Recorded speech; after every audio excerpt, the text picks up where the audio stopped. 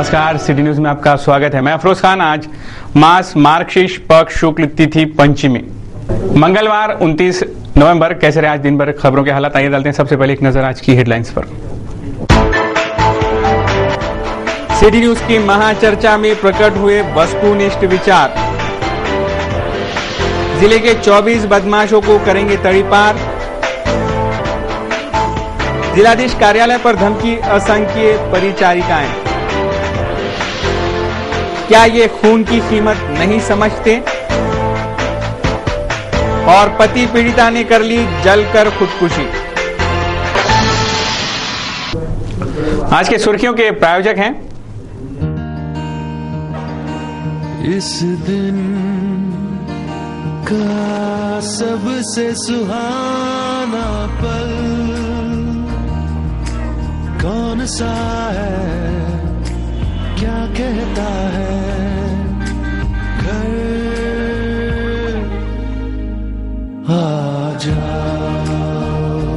India bulls home loans, घर आ जाओ।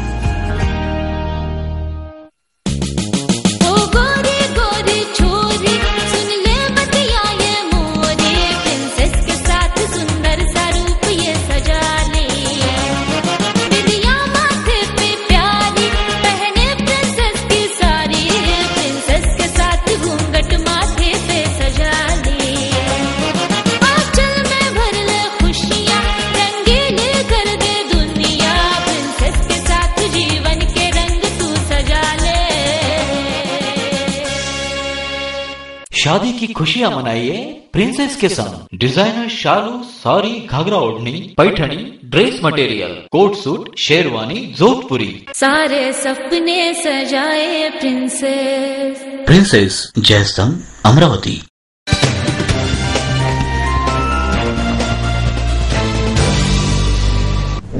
City news में फिर से आपका स्वागत है। अब देखते हैं शहर का आईना एवं विस्तृत समाचार। अमरावती महानगर पालिका के आम चुनाव 2012 के चुनावी महासंग्राम में 10 जनप्रतिनिधियों को उचित जानकारी, महत्वपूर्ण अधिकार, कार्य प्रणाली को सुधारू बनाने के नुस्खे आदियों से अवगत करवाने सिटी चैनल नगर सेवक चुनावी कार्यशाला का प्रसारण कर रहा है। देखना ना भूलें सिर्फ सिटी न्यूज पर। क्यों लड़े मनपा नगर सेवक चुनाव? क्या अधिकार हैं नगर सेवक के? क्या कर्तव्य हैं नगर सेवक के? क्या क्या कर सकता है नगर सेवक? इन तमाम जानकारियों की विस्तृत जवाब तमाम इच्छुक उम्मीदवारों तक पहुंचाने सिटी न्यूज चैनल पर चुनावी कार्यशाला का प्रसारण किया जा रहा है। अमरावती मनपा के कई ज्येष्ठ नगर सेवकों से इस ज्वलंत सवालों पर गहन चर्चा कर इन सवालों के जवाब अमरावती मनपा आम चुनाव 2012 के चुनावी मैदान में उतरे या इच्छुक उम्मीदवारों तक पहुंचाए जा रहे हैं। ये कार्यक्रम चुनावी मैदान में सफल होने की तीव्र इच्छा रखने वालों के लिए बड़ा ही महत्वपूर्ण साबित हो रहा है। सिटी न्यूज चैनल पर नियोजित समयों पर देखना ना भूलें महानगर पालिका चुनाव 2012 की चुनावी कार्यशाला। रुक करते हैं अगली खबर का। अमरावती शहर के सामाजिक कार्यकर्ता श्री सुरेश पंत बेलकर, इनकी विधायक राव साहब शेखावत द्वारा अमरावती शहर कांग्रेस कमेटी के सचिव पद पर नियुक्ति होने से उनका जिला सुनार समाज समन्वय समिति द्वारा पुष्पगुच्छ देकर अभिनंदन किया गया। बढ़ते हैं अगली खबर की ओर। अगली खबर है तखतमल हाई स्कूल में श्री रतनलाल चाणक्य इनके स्मृति में आनंद मेले का आयोजन संपन्न हुआ। इस आनंद मेले में रंगोली स्पर्धा, फ्लावर अरेंजमेंट और आदि कई कार्यक्रमों का समावेश किया गया। स्वर्गीय श्री रतनलाल चाणक्य इनका स्मृति दिन तखतमल हाई स्कूल में विभिन्न कार्यक्रमों के आयोजन से मनाया गया। इसी श्रृंखला में आनंद मेले का आयोजन भी किया गया।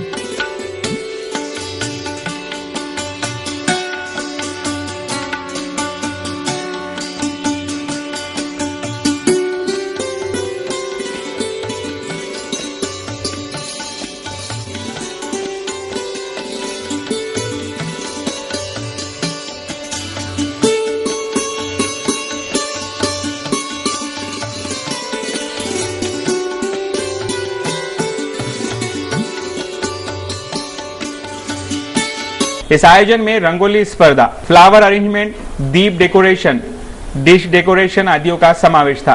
स्थानीय वालकट कंपाउंड के तखतमल हाई स्कूल में ये कार्यक्रम संपन्न हुआ। कुछ प्रोग्राम्स हमारे स्कूल में अरेंज किए थे, जिसमें रंगोली कंपटीशन थी, दीप डेकोरेशन था, डिश डेकोरेशन था, फ्लावर अरेंजमेंट थी और संस्था के सभी पदाधिकारी श्री रंगजी चांडक, श्री निवाड़े सर, प्रेसिडेंट श्री जजड़िया सिंह और सेक्रेटरी श्री रंगनाथ जी, ये लोग प्रोग्राम में आए और ये जो कार्यक्रम हुए, जो भी कॉम्पिटिशन्स हुए, इसमें बच्चों का बहुत अच्छा प्रतिशत मिला। जिस तरह व्यापारी वर्ग, राजनीतिक संगठनाएं खुदरा बाजार में विदेशी निवेश को गलत करार दे रहे हैं, उसी श्रृंखला में युवा स्वाभिमानियों ने भी इसे गलत करार देकर विभागीय आयुक्त को एक ज्ञापन सौंपा। युवा स्वाभिमानियों के शहर अध्यक्ष नितिन बोरेकर सहित कई स्वाभिमानी इस वक्त मौजूद थे। केंद्र सरकारने नुकताच विदेशी कंपन्यांना किरकोळ बाजारात उतरण्याचा परवाना दिला आहे आणि याच अनुषंगाने अमरावती शहरामध्ये सुद्धा भारतीय वॉलमार्ट नावाची एक मोठी कंपनी आपलं बस्तान टाकण्याच्या तयारीत आहे।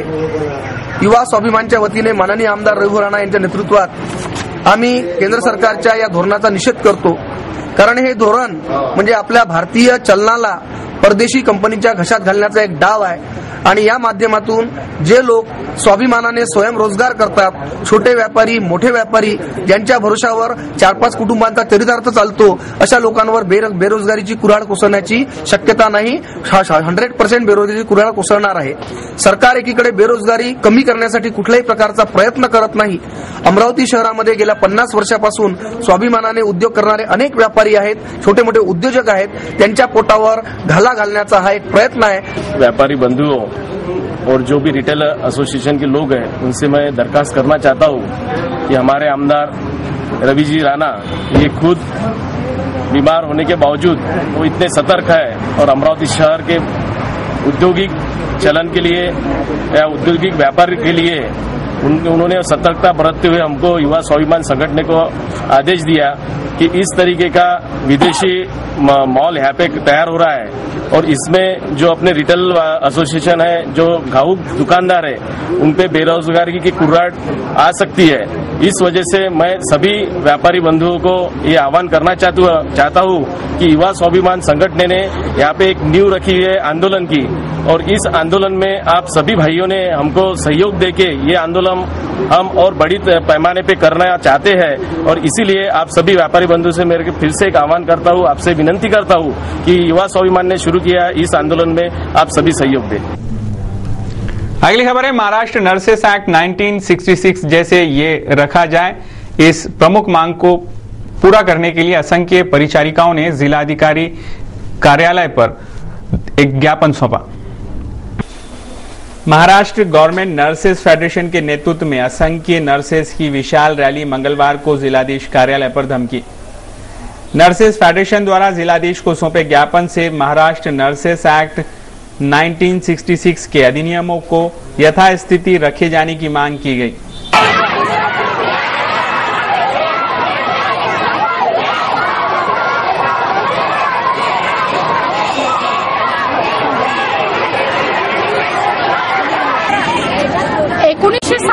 पासून कायद्याच्या चौकटीत बसलेली आमची नर्सिंग कौन्सिल आणि नर्सिंगचे कायदे हे सर्व पणाला लावून गव्हर्नमेंटने आता सध्याच 8 नोव्हेंबर आणि 14 नोव्हेंबरला एक मीटिंग बोलावली आणि त्या मीटिंगमध्ये जो निर्णय घेण्यात आला की कौन्सिल हे जी लोकशाही पद्धतीने मेंबर निवडून जायचे, महाराष्ट्राच्या 5ही क्षेत्रामधून ती बरखास्त करून ती हुकुमशाहीचं शासन चालवण्याचा निर्धार सरकारने केलेला।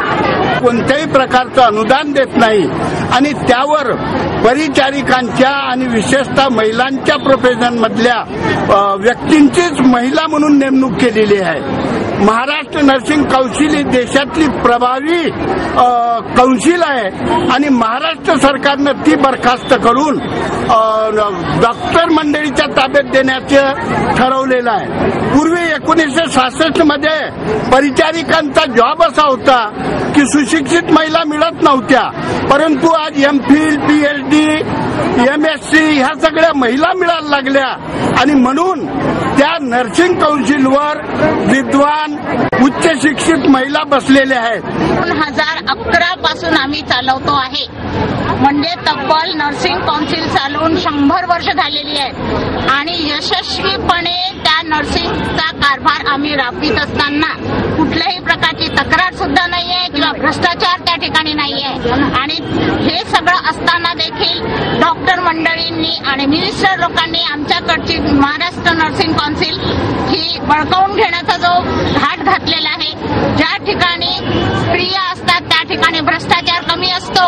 इकडे सरकार म्हणते स्त्रियांचं सबलीकरण करा, इकडं म्हणते जास्त राजकारणामध्ये जास्त स्त्रियांना येऊ द्या आणि इकडं आमचा जो पूर्णपणे 90% स्त्रिया असलेल्या प्रोफेशनवर घाला घालून आमच्यावर अन्याय केलेला आहे. नारी है अभी तो ये अंगड़ाई है, अभी तो ये अंगड़ाई है. Bureau report city news.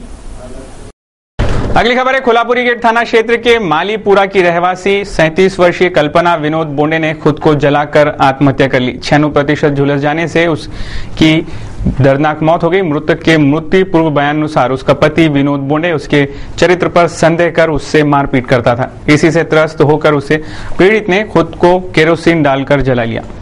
Police मामले की आगे की जांच कर रही है. कोल्हापुरी गेट थाना क्षेत्र के मालीपुरा की रहवासी 37 वर्षीय कल्पना विनोद बोंडे ने खुद को जलाकर आत्महत्या कर ली. 96% झुलस जाने से उसकी मौत हो गई. मृतक के मृत्यु पूर्व बयान अनुसार उसका पति विनोद बोंडे उसके चरित्र पर संदेह कर उससे मारपीट करता था. इसी से त्रस्त होकर उक्त पीड़िता ने स्वयं पर केरोसिन डाल खुद को जला लिया. आगे पुलिस जांच कर रही है. रुक करते हैं अगली खबर का. FDI को भारत में 51% निवेश को अनुमति देना सरासर गलत है. ऐसा हरगिज होने नहीं देंगे, ऐसी आक्रामक भूमिका भाजपा की है. एक पत्र वार्ता में इस आशय का खुलासा किया गया. केंद्र सरकार ने खुदरा कारोबार में विदेशी पूंजी निवेश को अनुमति देने का खौफनाक निर्णय लिया है. इस निर्णय से देश का समूचा खुदरा व्यापार नष्ट हो जाएगा. केंद्र सरकार इस निर्णय के बारे में सफाई दे रही है कि इस निर्णय से महंगाई कम होगी और लोगों को रोजगार मिलेगा. आज देश में करीब 4 करोड़ खुदरा व्यापारी हैं. एक व्यापारी के घर में 5 लोगों का परिवार पकड़ा जाए तो करीब 20 करोड़ लोगों को सरकार कहां से रोजी रोटी देगी. ऐसा सीधा सवाल भाजपा द्वारा एक पत्रकार परिषद में केंद्र सरकार से पूछा गया. केंद्र सरकार ने हड़बड़ाहट में इस तरह का निर्णय लेना ये सरासर बेईमानी है. विदेशी कंपनियों को फायदा पहुंचाने के लिए और भारत में पुनः ईस्ट इंडिया कंपनी जैसी स्थिति निर्माण करने के लिए सरकार ने ये निर्णय लिया है. देश की अर्थव्यवस्था वॉलमार्ट जैसी विदेशी कंपनी के हाथ में देने की केंद्र सरकार की ये कोशिश है. अभी तक सरकार के गलत निर्णय से किसान लगातार आत्महत्या करते आ रहे हैं. खुदरा व्यापार में भी विदेशी निवेश के निर्णय से खुदरा व्यापारियों को भी आत्महत्या करने पर केंद्र सरकार मजबूर करेंगी, ऐसी संभावनाएं दिख रही है. इस खौफनाक निर्णय को किसी भी कीमत पर लागू नहीं होने दिया जाएगा. भारतीय जनता पार्टी जिसका पुरजोर विरोध करेगी. 1 दिसंबर को आयोजित भारत बंद को भारतीय जनता पार्टी का पूरा समर्थन है. सभी व्यापारियों ने इस बंद का कड़क पालन करना चाहिए, ऐसा आह्वान भारतीय जनता पार्टी के शहर जिला अध्यक्ष डॉक्टर प्रदीप शिंगोरे ने एक पत्रकार परिषद में किया. थेट परदेशीय गुंतवणुकीसाठी जी रिटेल क्षेत्रामध्ये परवानगी देण्यात आलेली आहे त्या परवानगीमुळे हिंदुस्थानामध्ये वॉलमार्ट, मेट्रो यांच्यासारखे कॅरिफोर सारखे मोठे मोठे जायंट्स हिंदुस्थानामध्ये येणार आहेत आणि हे आल्यानंतर भारताची परिस्थिती मोठी सुधारणार आहे, रोजगार उपलब्ध होणार आहे, आर्थिक स्थिती सुधारणार आहे. अशा प्रकारचे वेगळे वेगळे दावे सरकार करत आहे. परंतु प्रत्यक्षात परिस्थिती अशी आहे की ज्या ठिकाणी वॉलमार्ट गेला त्या ठिकाणी तिथल्या रिटेल व्यापाराला पूर्णपणे शह बसलेला आहे. अनेक व्यापाऱ्यांना दुकानं आपली बंद करावी लागलेली आहे आणि भारतामध्ये जर आपण बघाल तर हा संपूर्ण रिटेलचा जो व्यापार आहे तो जवळजवळ 10 कोटी लोक त्याच्यावरती अवलंबून आहे. आज जर हा व्यापार जर बंद झाला तर या 10 ते 20 कोटी लोकांना रोजी रोटी कोण देणार आणि या छोट्या छोट्या याच्यामध्ये काम करणारे जे लोक आहेत हे लोक बेरोजगार इतक्या मोठ्या प्रमाणावर होतील त्याच्या अनुपातमध्ये हे वॉलमार्टवाले जे रोजगार देणार आहे तो अत्यंत कमी राहणार. त्याच्यामुळे वॉलमार्ट जर आली तर रोजगार वाढण्याच्या ऐवजी बेरोजगारी वाढणार. अगली खबर है, रक्तदान को सर्वश्रेष्ठ महादान कहा जाता है. खून ये केवल मानवीय शरीर में ही तैयार हो सकता है. भारतीय ही नहीं तो पूरे विश्व का विज्ञान मोलकर भी रक्त कृत्रिम पद्धति से नहीं बना सकता. फिर भी महानगर का एवं जिले का मुख्य सरकारी अस्पताल इरविन रक्तदाताओं के रक्तदान को शायद उनका महत्व नहीं समझता और उसे उचित महत्व नहीं देता, क्योंकि इरविन रक्तभेड़ी में असुरक्षित पद्धति से खून की बोतलें रखी जा रही हैं, जिससे खून के क्वालिटी पर भी बुरा असर हो रहा है.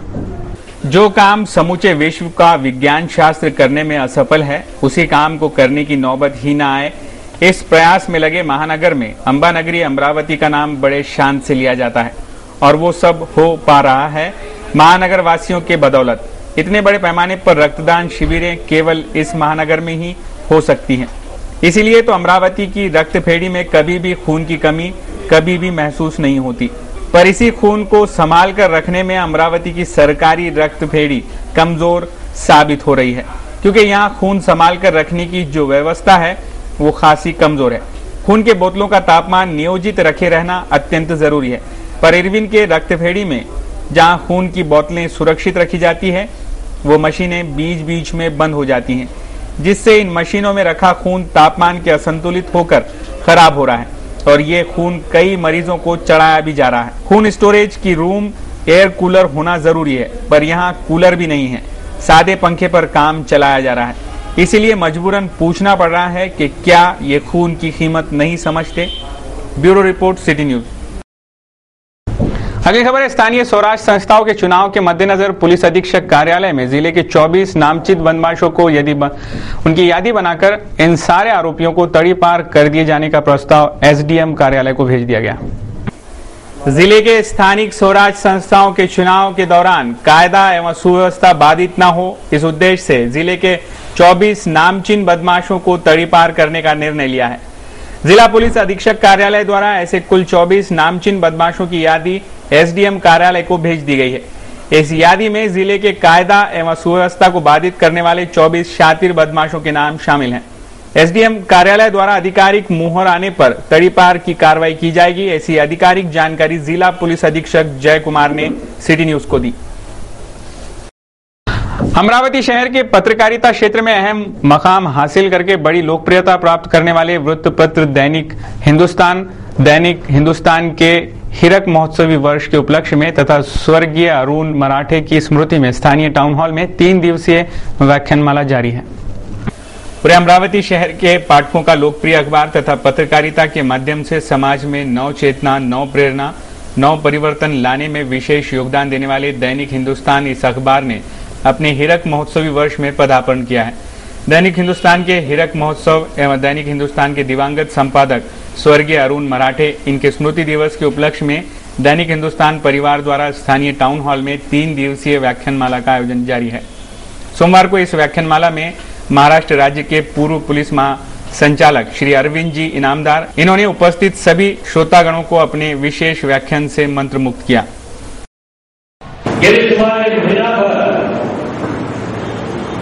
उनके प्रबंध संपादक मराठे साहेब हे माझ्या मागावरती असे मागावरती आहे की एखादा प्रामाणिक पोलीस मला चोराच्या मागावरती असावा, अशा व्यक्तीने माझ्या मागावरती त्यांनी आमंत्रण मला दिलं. त्यांच्या माझे जे कॉमन मित्र आहेत त्यांच्याकडनं आमंत्रण आलं, त्यानंतर त्यांचं पत्र आलं आणि दर 4-5 दिवसानंतर ते मला फोन करत असतात. अमरावती शहर के ज्येष्ठ समाज सेवक डॉक्टर मोतीलाल जी राठी की अध्यक्षता में आयोजित इस व्याख्यानमाला में पूर्व राज्य मंत्री डॉक्टर सुनील देशमुख, डॉक्टर प्रफुल्ल कड़ू, संत गाडगे बाबा अमरावती विश्वविद्यालय के कुलपति डॉक्टर मोहन खेड़कर आदि मान्यवर प्रमुखता से उपस्थित थे. इस व्याख्यानमाला का शहर के कई पत्रकार, साहित्यिक, विचारवंत, कर्मचारी तथा छात्रों ने लाभ लिया. इसी प्रकार इस व्याख्यानमाला की अगली श्रृंखला में मंगलवार को बेड़गांव तरुण भारत के संपादक किरण ठाकुर, तथा बुधवार को ज्येष्ठ पत्रकार मधुकर भावी का व्याख्यान संपन्न होगा। महानगर की कुछ अहम बड़ी खबरों पर अब एक नजर। आखिर भारतीय खुदरा बाजार में इतने बड़े पैमाने में विदेशी निवेश की सच में जरूरत है या नहीं? ऐसे रोजगार को बढ़ावा मिलेगा या बेरोजगारी बढ़ेगी? किसानों को उनके उपज के उपज मूल्य आधारित दाम मिलेंगे या और तंग होकर रह जाएंगे किसान? इस ज्वलंत विषय को लेकर सिटी न्यूज पर एक महापरिचर्चा का आयोजन कर उस महाचर्चा का सीधा प्रसारण किया गया।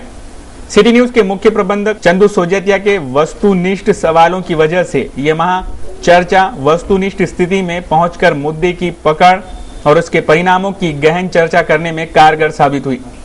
संपादक अनिल अग्रवाल, कॉमरेड उदयन शर्मा, पूर्व सांसद अनंत गुड़े, प्राध्यापक चंद्रकार सर इसमें सहभागी हुए थे।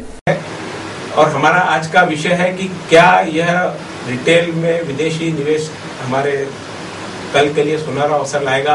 तो नौकरियां मिलेगी। करीब 53 शहरों में उद्योग खोलने की बात करते हैं और वहीं छोटे शहरों से जो आज उद्योग बंद होने की कगार पर है, ऐसी कई बातें इसमें सामने आ रही है।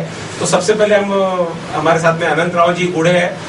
इस योजना के पीछे क्या परिकल्पना रही होगी सरकार की ये लाने के पीछे? आपको क्या लगता है? आप सांसद रह चुके हैं।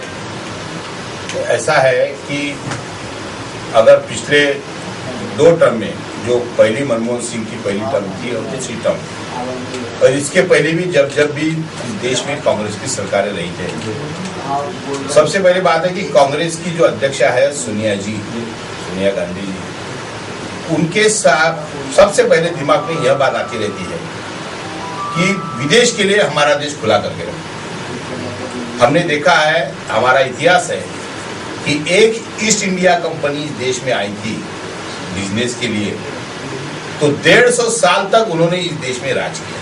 मार्ट अभी रिटेल मार्ट विदेश के जो आने की यहाँ पे संभावना, इसमें रोजगार तो मिलेंगे ना? उन लोग जो अभी बेरोजगार हो उनको तो रोजगार मिलेगा ना? आपका क्या लगता है इसमें? ऐसा है, इसमें जो प्रावधान है ये बिल में, इसमें प्रावधान है 30% परचेसिंग यहाँ लोकल लेवल से होगी।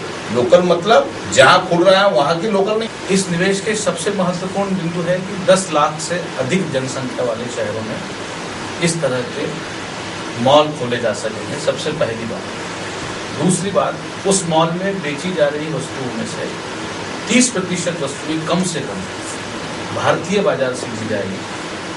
और तीसरी सबसे महत्वपूर्ण बात कि वह 30% स्वाभाविक तौर पर विपक्ष, गैर सरकारी गैर कांग्रेसी जो पार्टियां हैं, गैर सरकारी गैर कांग्रेसी पार्टियां जिन प्रदेशों में सत्ता में है, वे पार्टियां इसका विरोध कर रही हैं। कांग्रेस के समर्थन में भी जो पार्टियां हैं वो भी इसका विरोध ही कर रही है, वे भी इसके समर्थन में नहीं है। उसमें से 2 पार्टियां विरोध में गई है, एक डीएमके गई है, एक ममता बनर्जी की कांग्रेस गई है।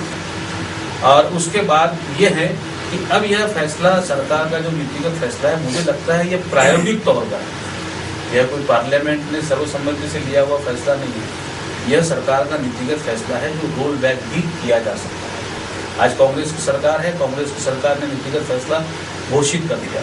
कल यदि किसी और पार्टी की सरकार आती है तो वो फैसले को रिवर्स भी ले सकती है। सरकार ने घोषित करने के तुरंत बाद सारी मल्टी वर्ल्ड लेवल पर जो बहुराष्ट्रीय कंपनियां हैं वो आ जाएगी, अपने वॉलमार्ट खोल लेगी, ऐसा कोई भाग नहीं है। अब हमको देखना होगा कि हम जिस चीजों को लेकर विरोध कर रहे हैं वे चीजें वर्तमान परिस्थिति में देश में जब लागू है, हमारी नीतियों की वजह से बेरोजगारी बहुत ज्यादा है।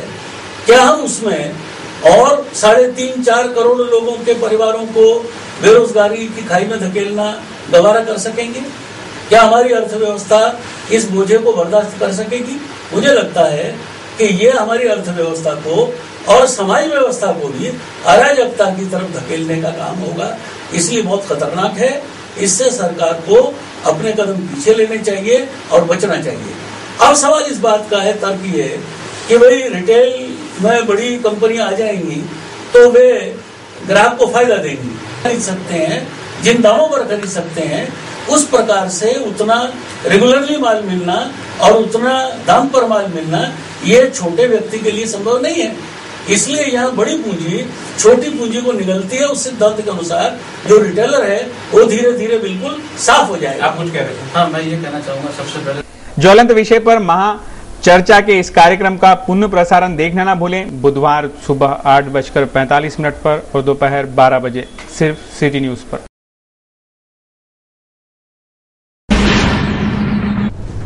कैसा रहा आज दिन भर मौसम का हाल, आइए डालते एक नजर मौसम के इस हाल पर। मंगलवार को शहर का आसमान साफ रहा, जबकि शहर का अधिकतम तापमान 31 डिग्री सेल्सियस आंका गया, जबकि न्यूनतम तापमान 20 डिग्री सेल्सियस रहा। शहर की ह्यूमिडिटी का परसेंटेज मंगलवार को 43% आंका गया, जबकि बुधवार को शहर का आसमान साफ रहेगा और मौसम में किसी प्रकार का कोई बदलाव न होने के संकेत मौसम विभाग देता रहे। देश के जाने माने कार्टूनिस्ट श्री श्याम जगोता, इन्होंने आज सिटी न्यूज के कार्टून कोना के लिए आज का ये कार्टून भेजा है।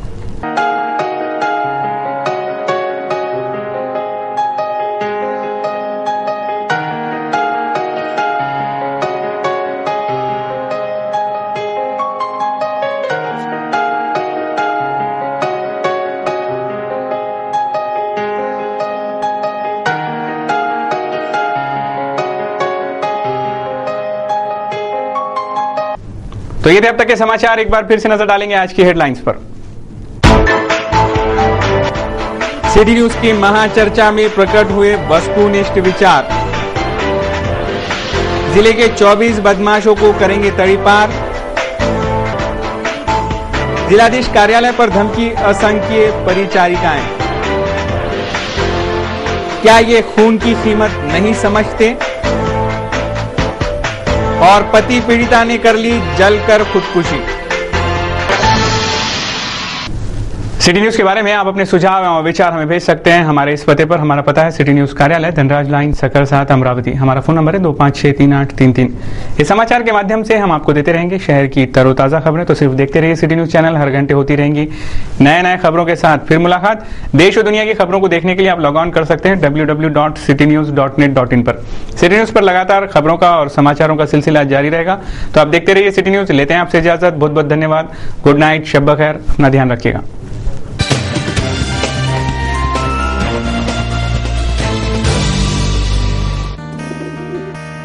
दिवसाचा हा सर्वात सुखाचा क्षण